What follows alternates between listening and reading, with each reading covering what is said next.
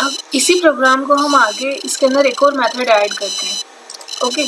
और वो मेथड हमारा क्या काम करेगा, उस मेथड के थ्रू अभी जो हमने लिस्ट बनाई है इसको हम डाउन डायरेक्शन में बनाते हैं। तो उसके लिए आप क्या करोगे, या तो आप पूरा फिर से लिखें या आप इसको कॉपी करें। कॉपी करने के बाद में चेंज क्या करना होगा हमको, एक तो मेथड का नाम चेंज करो, लिस्ट डाउन कर दिया मैंने, या इसको बैकवर्ड काउंटिंग, बैकवर्ड लिस्ट भी हम कह सकते हैं, backward list, list backward, okay. अब यहाँ पर यहाँ तक तो सब सेम रहेगा। यहाँ हमें क्या करना पड़ेगा, लूप को लगाना पड़ेगा रिवर्स डायरेक्शन में। जब हम लूप को रिवर्स डायरेक्शन में लगाएंगे, एन से लगाएंगे, तो हमारी कंडीशन भी जो है वो चेंज हो जाएगी। आई जब तक हो ग्रेटर देन और इक्वल टू 1, और जो ये आपका अपडेट स्टेटमेंट है ये भी प्लस से, क्योंकि हम मैक्सिमम वैल्यू असाइन कर रहे हैं पहले, तो यहाँ पे ये माइनस हो जाएगा, ओके। अब आप इसको रन करके देखो क्या होता है। अभी हमने जो ऑब्जेक्ट बना रखा, ये जो कॉल किया है मेथड, ये किसको कॉल किया है, लिस्ट को कॉल किया है। अब हम चाहते हैं कि हम इसको कॉल ना करें, हम इसको अभी कमेंट कर देते हैं। कमेंट्स क्या होती हैं, कमेंट्स जो होती हैं, अगर हम किसी लाइन को कमेंट बना देते हैं तो उसका इफेक्ट हमारे प्रोग्राम पर नहीं पड़ता, ओके। वो कोड मौजूद है लेकिन उसका कोई इफेक्ट प्रोग्राम पे नहीं पड़ेगा।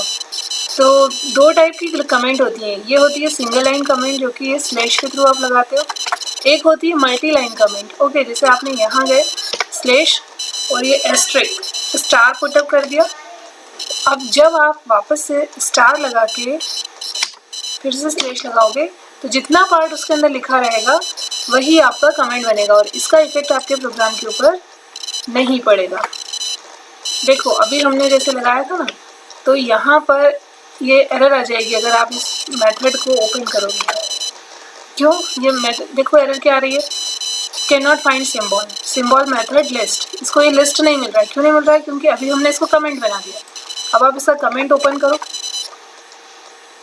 आप जैसे इसका कमेंट ओपन करोगे अब ये एरर आपकी चली जाएगी। क्यों, क्योंकि उसको मेथड मिल गया। तो अगर अभी हमने दो मेथड बना लिए, लिस्ट बैकवर्ड और लिस्ट एग्जाम्पल, अगर अभी हम कोई सोर्स कोड चेंज ना करें और इसी प्रोग्राम को रन करें तो क्या होगा, क्या इफेक्ट होगा। देखो क्या रन हुआ program, enter number of elements, मैंने 9 दिया तो ये 1 से लेकर 9 तक की लिस्ट आ गई, ओके। अब मैं ये करती हूँ कि मैं दोनों को कॉल करती हूँ, डॉट लिस्ट बैकवर्ड, ओके। अब हम शिफ्ट F6,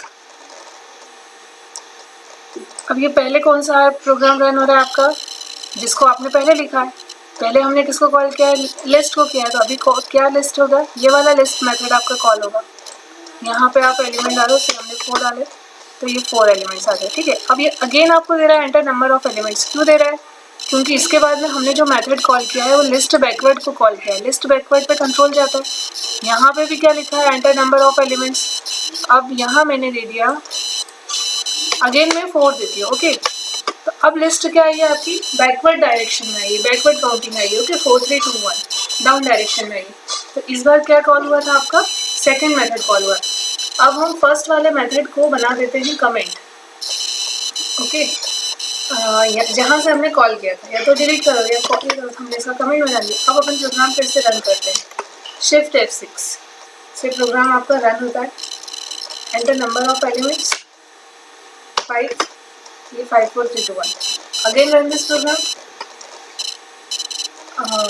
7, ये आपकी लिस्ट है। इस बार क्या हुआ, कौन सा मेथड कॉल नहीं हो रहा है, फर्स्ट वाला नहीं हो रहा है, ठीक है। तो हम यहाँ कितने भी मेथड बना के रख सकते हैं और मेथड कॉल वही होंगे जिनका कि हमको यूज़ करना है, जिन्हें हमने कॉल किया है वही मेथड आपका यूज़ होगा।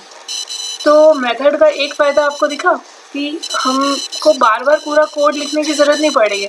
हमको जब जिस मेथड को कॉल करना होता है हम जस्ट उसका नाम लिखते हैं, उसका पहले क्लास का ऑब्जेक्ट बनाते हैं, फिर हम क्या करते हैं उसके बाद में ऑब्जेक्ट का जो नाम है उसके बाद डॉट लगाकर जस्ट हम उसको कॉल कर लेते हैं मेथड को।